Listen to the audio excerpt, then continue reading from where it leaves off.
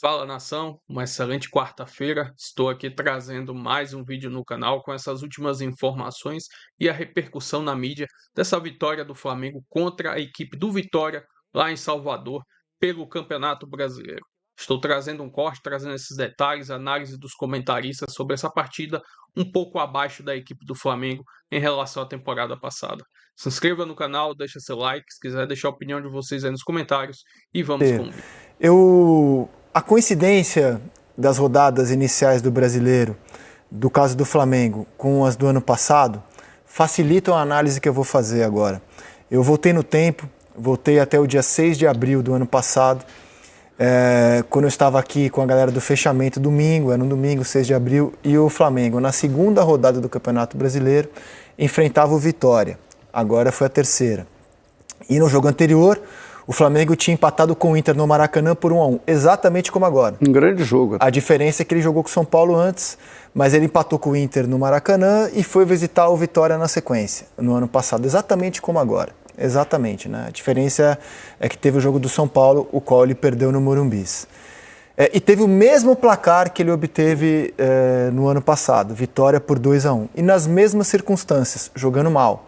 Eu lembro, inclusive, que quando o Arrascaeta fez o primeiro gol dele no campeonato, eu, Denilson, a gente vendo o jogo, a gente tá mal o Arrasca, né? Que ano não tá estranho, começou bem para o Arrascaeta. Aí ele fez um belo gol, era o primeiro de muitos que ele marcaria no campeonato, na melhor e mais artilheira temporada da vida dele. Mas em abril ainda estava bem abaixo. E aos 42 do segundo tempo, o Bruno Henrique fez o gol da vitória. A gente estava preparado para entrar no programa e falou, Flamengo, hein, que decepção. Começou o campeonato empatando com o Inter, empatou com o Vitória, não está jogando bem. Era abril. Então, se era normal no ano passado, em abril, o time ainda está oscilando, ainda tá com os resultados idênticos ao que ele tem esse ano, o que dizer de fevereiro? Pulando a pré-temporada, porque já tinha acabado o estadual, o qual o Flamengo tinha vencido, agora nem no mata-mata chegou ainda. Então é a coisa mais natural do mundo. Eu sei que muitas pessoas podem olhar aqui e falar, tá passando pano, olha lá, tá passando pano pro Flamengo. O comentarista que agora fizer comentários como vocês estão fazendo, do Flamengo na baixa, a tendência é que lá por abril, maio, vocês acham esses comentaristas passadores de pano visionários, geniais, mas eles só estão falando o óbvio. Não, são duas coisas. É só o óbvio. Isso, são duas coisas. É só o óbvio. Todos aqui falaram que o Flamengo ontem jogou mal. Jogou mal. A gente pode até colocar aqui, ó. A gente é pago para dizer que jogou bem ou jogou mal. Agora, que ele vai se resolver na temporada, eu não tenho a menor dúvida. Daqui a pouco ele vai jogar bem. Entendeu? Agora, se ele vai ganhar, eu não sei. Se ele vai ser campeão. Mas que agora, ele vai melhorar, é óbvio. É óbvio. Jogou mal. E uma das razões, também para mim, claras dele jogar mal, é que fisicamente é nítido. O time do Flamengo está muito abaixo. E sabe quem era o líder do Campeonato Brasileiro? O único time, após 2 rodadas ano passado, que tinha vencido os 2 jogos? Flamengo. Não, o Flamengo empatou com o Inter e ano passado. Qual foi a segunda rodada? Era o Vitória? No Vitória. E a terceira rodada? Não, eu falei depois de 2 rodadas. Tá. Sabe qual era o único time do campeonato ano passado que tinha vencido os 2 primeiros jogos? O mesmo desse ano, o Bragantino. Então, assim, até essa coincidência ajuda a fazer o paralelo com o ano passado. Então, assim, julgar os clubes por 2 rodadas de brasileiro, por fevereiro, é cedo. E é óbvio, cada clube tem a sua realidade. A gente está falando com essa segurança do Flamengo porque é o mesmo elenco que ganhou os principais torneios no ano passado, é o mesmo técnico, o elenco ainda foi reforçado, chegaram Vitão e Paquetá, não saiu ninguém que você fala, agora desandou o time. É natural que você olhe para o Cruzeiro e tenha alguma dúvida. Mudou o técnico, como é que vai ser o novo estilo? É natural. Agora, Palmeiras e Flamengo, com os mesmos elencos, reforçados, mesmos técnicos, a tendência, que quem afirme isso que a gente está afirmando, é que lá por abril, maio, fala, os caras tinham razão, hein? Era só esperar um pouquinho. Acho que o debate interessante, talvez, de um elemento novo do Paquetá, né? Acho que o Paquetá é um elemento novo. É claro que ele não ia fazer mágica, porque o Flamengo não precisava de mágica, né? O Flamengo não era um time ruim que precisava contratar um craque para se transformar num time bom. O Flamengo já era o melhor time do Brasil, contratou um jogador com potencial para estar entre os melhores jogadores do Brasil, se não o melhor, quando ele chegar no seu auge. Se vai chegar, não sei, mas ele tem potencial para isso. E as pessoas também me parece que imaginavam uma transformação que acho que nunca foi o objetivo, ou um encaixe imediato, que ainda não aconteceu e que não vai acontecer tão facilmente enquanto o Flamengo estiver prejudicado nesses aspectos que a gente já falou, físico, técnico, tático. Então eu vejo assim, o Paquetá não pode ficar na ponta direita. O Paquetá não vai ficar na ponta direita. O Paquetá, nunca ficou, né? Não ficou, né? Você escalar o Paquetá pelo lado direito com um lateral como o Emerson Royal, por exemplo, mas o Varela é o titular, significa muito. Vai ter uma liberdade de movimentação que ele ainda não atingiu, que a gente ainda não viu, mas é evidente que o Felipe Luiz, que já jogou com o Paquetá, inclusive na seleção brasileira, não pensa no Paquetá como um ponta-direita, como um jogador como, por exemplo, pode ser o Luiz Araújo, como um jogador mesmo como é o Carrascal. Ele é mais parecido com o Carrascal, mas ainda assim diferente. Então, tudo precisa de um pouquinho de paciência. São os primeiros jogos e ainda está ruim. As dinâmicas com o Paquetá ainda estão ruins. O Flamengo eu achei tá ruim, que, como ele está no meio de temporada, né? Tudo bem que ele não jogava desde 6 de janeiro na Inglaterra. Mas como é meio de temporada, eu achei que ele já ia chegar chegando. Você falou, pô, ele vai chegar aqui chegando. Não é bem assim, né? A prática mostrou que eu estava errado. Tem alguns exemplos. Eu acho que nos primeiros jogos ele estava muito afobado. Ele estava muito ansioso. Não acho nem que ele fez jogos ruins. Contra o Sampaio, que é um jogo que não dá para dimensionar, usar como parâmetro, mas naquele jogo ele jogou bem. Mas era o Sampaio, beleza. Os outros jogos eu achei que ele estava ansioso. Ontem ele jogou, de fato, mal. Agora, vou pegar um exemplo completamente fora do contexto do futebol brasileiro. O Liverpool pagou muito mais do que o Flamengo pagou pelo Paquetá, pelo Wirtz. O Wirtz levou um turno inteiro para jogar bem. Agora que ele está jogando bem, foi para o banco, sentou no banco, agora ele está jogando bem, cara. Fez o primeiro gol, desembestou a fazer gol. Desembestou a fazer gol. Mas é normal, né? Não foi uma atuação exuberante, mas jogou bem. Mas tá jogando bem. Tá jogando bem. Mas eu acho que é também uma coisa normal. Eu acho que... E aí as pessoas pegam e falam assim, tá vendo? Falava-se que o Paquetá era gigantesco e olha só, terceiro, quarto jogo do Paquetá, um jogador comum, pipipopó. Cara, é muita análise rasa, né, Rizek? Assim, o jogador que foi um dos jogadores mais importantes, né, na construção do ciclo de 2018, foi um jogador importantíssimo na seleção do Tite. De 22. De 22. Ai, desculpa, perdão, 22. 22, fez parte desse ciclo quando voltou, né, quando pôde voltar à seleção. Já mostrou o seu potencial, estava jogando na Premier League. Assim, é um jogador de muita qualidade. E assim, acho que é natural, ao longo do tempo, ele mostrar essa qualidade no Flamengo. Mas é aquilo que vocês estavam falando, eu acho que a questão física, ela é um ponto muito importante nesse time do Felipe Luiz, que tinha como uma das suas principais características a pressão alta. Né? O Flamengo não está exercendo pressão alta, porque não consegue. Ele está fazendo uma pressão muito mais em bloco médio do que em bloco alto. Ele não está pressionando como ele fazia no ano passado, saindo desde o goleiro ali, com um jogador marcando cada, né, quase que uma marcação individual muito forte, ou mesmo a reação pós-perda da bola, ela está segundos mais lenta do que era no ano passado, e isso faz a diferença. Então, aquele Flamengo que a gente via em 2025 sufocar o adversário no campo de ataque, não está acontecendo. E acho que tem um fator físico aí muito óbvio, né? Que é o time ainda está voltando e ainda está se condicionando. Saúde e energia. Exatamente. Ontem o Vitória ganhava segunda bola, rebote, o tempo inteiro, cara. Sim, exatamente. E o Flamengo é melhor, muito melhor que o Vitória, que é até um bom time, um time que tem ali seus valores. Eu acho que é difícil ganhar do Vitória, ainda mais no Barradão, mas, cara, em termos físicos, cara, você olha para o Léo Pereira, que é um zagueiraço, você vê que ele não está inteiro. O Léo Ortiz, menos ainda. Alexandre, baixo. Arrascaeta, baixo. Cara, eu acho que é difícil salvar algum. Pulgar, acho que está inteiro. Pulgar está bem. Acho que está bem. O Everton Royal também. O Everton Araújo. Everton Araújo. Começou bem o ano, o Everton Araújo. O Emerson Royal, fisicamente, eu acho que ele está legal. Cara, é difícil, cara. Agora, por que tá demorando mais? Se é que está demorando mais, eu não sou preparador físico, eu não posso ficar fazendo uma avaliação profunda sobre isso. Eu estou vendo que qualquer um de nós está vendo, entendeu? Samuel Lino, cara, ele entrou no jogo, eu achei até que ele estava acima do peso. Eu falei, agora, no outro jogo ele já estava mais, mais fino. Enfim, cara, isso tudo impacta, né? E eu tenho certeza que... Primeiro que eu acho que quem tem um elenco desse como o do Flamengo tem que ser cobrado à altura mesmo. Sim. Então é natural que a expectativa seja alta. Acho que é natural. Aí bolaça do Léo Ortiz, né? Belo gol do Cebolinha. Pois né? Foi uma bolaça. Aliás, o Cebolinha é um que tá jogando bem. Cebolinha, agora, o lançamento dele foi muito bom. O que estava acontecendo com a defesa do Vitória? Porque era uma falta, né? E eles esqueceram de correr para trás ali. Esqueceram de correr, cara. Assim, o jogo parecia resolvido com o 2-0. Mesmo sem ser brilhante, um time dessa qualidade abre 2-0, você fala, acabou o jogo. Só que o começo do segundo tempo mostrou que não tinha acabado nada, né? O Vitória, desde o começo no segundo tempo, incomodou demais o Flamengo. Esse lance aí, Rizé, como o Renato Kaiser arrasta a defesa do Flamengo. Não, e tira de 3, né, ali. E o erro começa de um erro de passe ali do Flamengo no campo de ataque, né? O Flamengo não conclui a gol, o Paquetá erra o passe e aí gera o contra-ataque. Agora, aquele toque do Baralhas ali foi consciente ou tocou nele? Cara, não deu pra... E foi definitivo, né? Eu acho que tocou nele. Ele tá na passada, né? A bola tá passando por trás dele. Acho que ele não tem nem condição de tentar dar uma direção nela ali, né? Você vê que em alguns momentos o Flamengo aparece. Ó, esse é um bom lance do Plata. Mas eu acho que o Felipe Luiz na coletiva, ele fala, a gente está vendo pênalti, né? Pra mim, claro, hein? Pênalti, claro. O Sandra não conseguiu aguentar a velocidade e a força, a explosão do Natan Mendes. Pênalti, Não jogou bem o Natan Mendes, hein?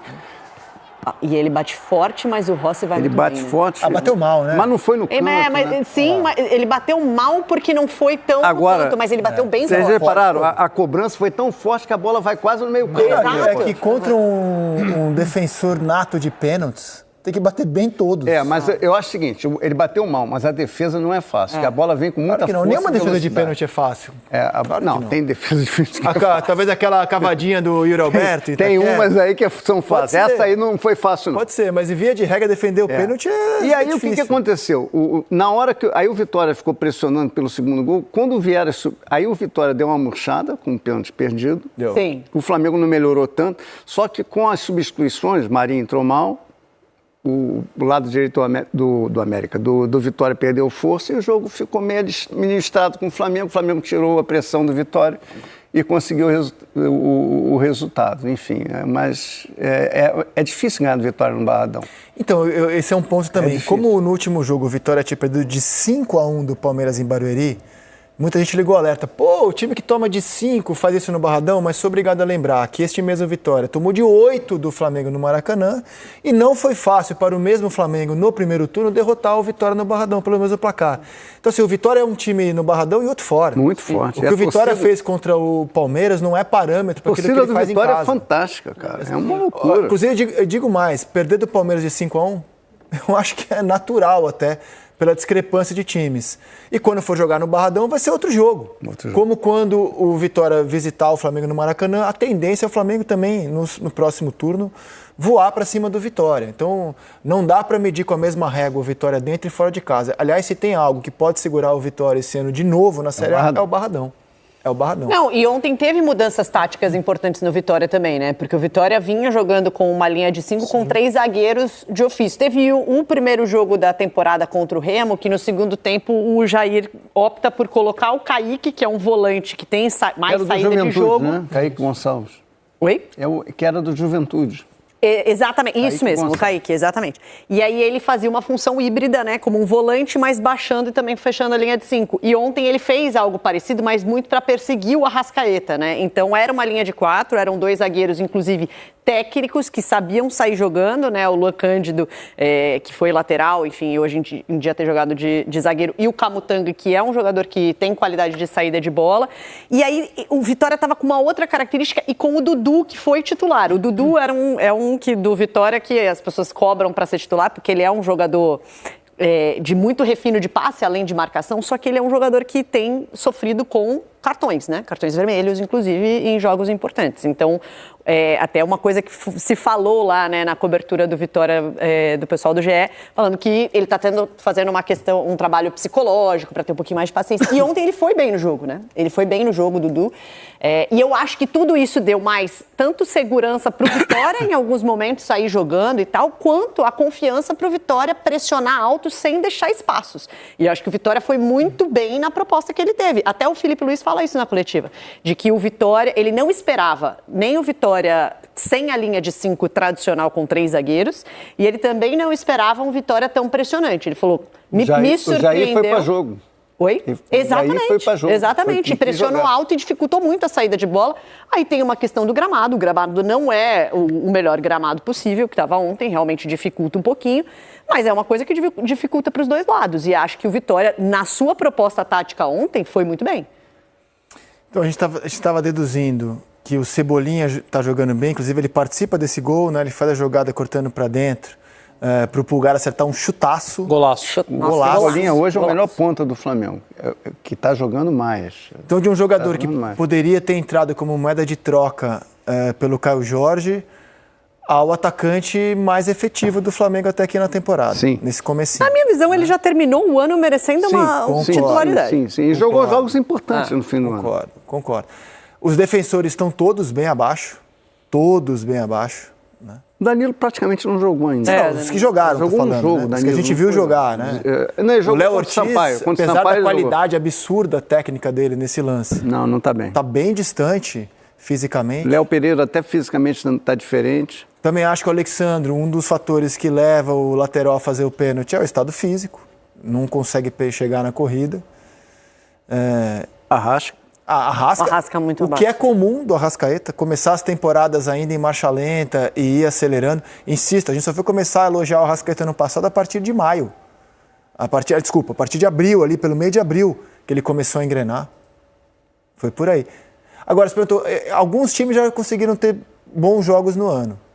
Sim. Eu acho que o Fluminense fez bons jogos no ano. O Fluminense fez um bom jogo contra o Flamengo, um bom jogo. Contra o Botafogo, eu não vi que eu estava lá em Brasília. Não, contra o Botafogo estava muita chuva. O Palmeiras jogou muito bem contra o Grêmio. O Fluminense fez um bom jogo contra o Grêmio, mas teve oscilação.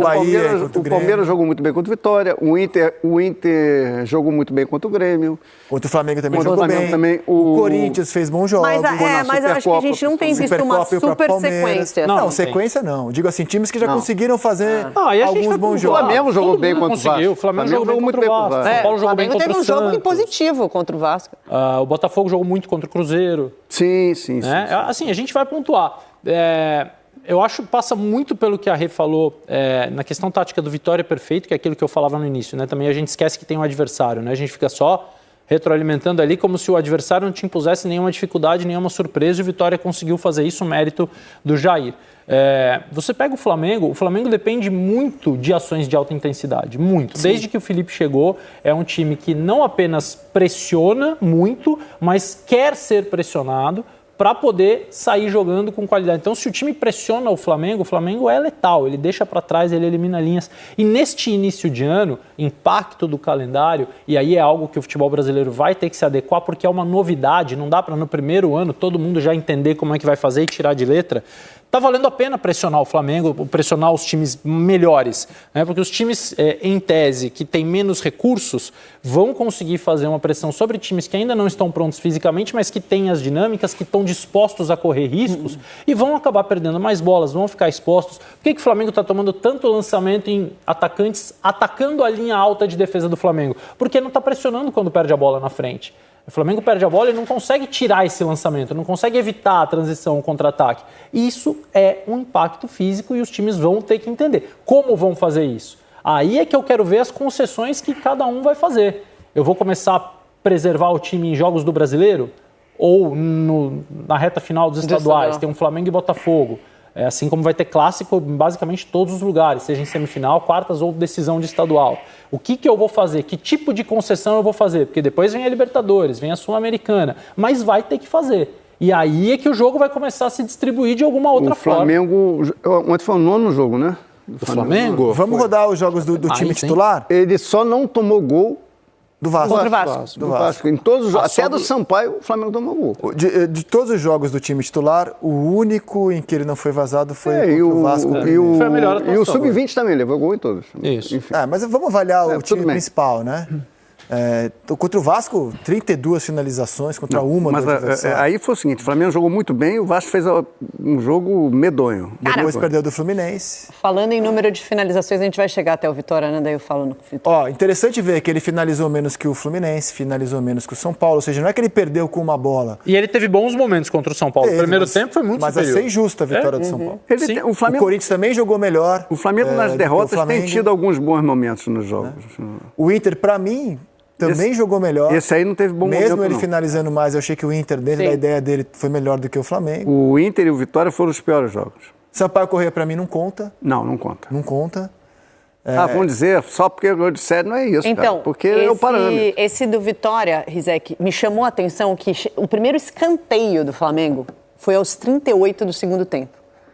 Isso mostra como o time não estava chegando para chutar a gol e conseguir, por exemplo, uma defesa do goleiro, ou então indo até a linha de fundo para o lateral, né, tirar a bola e mandar para escanteio. O Flamengo não estava com profundidade no jogo. Ele não teve nem finalizações, forçando defesas do goleiro, nem essa chegada pelos lados do campo até a linha de fundo em algo que gerasse, por exemplo, um escanteio, que é sempre uma bola parada do Flamengo, por exemplo, que é um time que tem bons batedores, é sempre como levar perigo ao adversário. Chegou no meio ali, uns 30 minutos do segundo tempo, o Flamengo tinha tido 4 finalizações só no jogo. 2 delas tinham sido gol. Né? O gol do Pulgar e o gol do Cebolinha. Então, assim, isso mostra o quanto que o volume de jogo do Flamengo ficou travado ali na intermediária. Dificuldade na saída de bola, dificuldade de empurrar a defesa do Vitória para trás, para justamente criar oportunidades, né? Ter mais volume ali na área do adversário. Foi um jogo muito travado para o Flamengo, em que ele não conseguiu sair da proposta que o Vitória apresentou no jogo. E vou trazer aqui agora uma breve análise do GE dessa vitória do Flamengo contra a equipe do Vitória pelo Campeonato Brasileiro, com uma atuação muito abaixo da expectativa, abre aspas. O Flamengo coleciona atuações em 2026 que entram na lista das piores sob o comando do técnico Felipe Luiz. O 2-1 sobre o Vitória no Barradão pela terceira rodada do Brasileiro estará bem colocado nesse ranking. No atual cenário, porém, os 3 pontos eram talvez os mais importantes do que uma atuação brilhante. Com problemas na saída de bola e erros em profusão, o time continua sem conseguir se encontrar na temporada. O Flamengo praticamente não conseguiu passar do meio-campo no primeiro tempo. Defensivamente, a equipe segue frágil e exposta, sofrendo dia após dia. Começando pelo ataque, que não consegue pressionar, o meio-campo de pouca criatividade e combate, e terminando na linha de 4 atrás, que está insegura. Léo Ortiz e Pereira tiveram péssima atuação, mas não pior que Alexandro. Os 3 seguem totalmente fora de ritmo e sintonia. A comissão técnica demonstrou insatisfação com bola rolando. O time sofre muito com as transições e os erros técnicos. Ofensivamente, a partida pediu uma profundidade que o time não soube dar.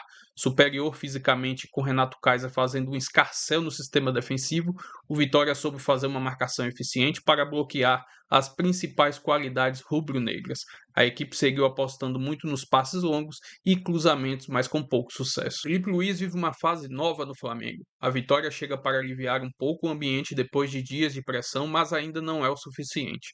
A exigência é alta dentro do clube, que manteve a base campeã em 2025.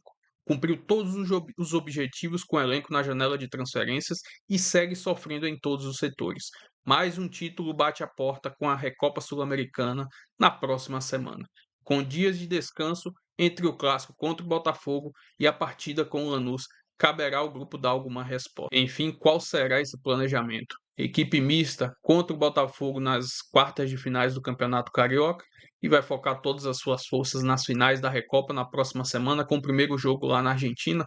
Vamos aguardar o decorrer dos próximos dias. Se inscreva no canal, deixa seu like, se quiser deixar a opinião de vocês aí nos comentários, e até o próximo vídeo. Valeu, nação!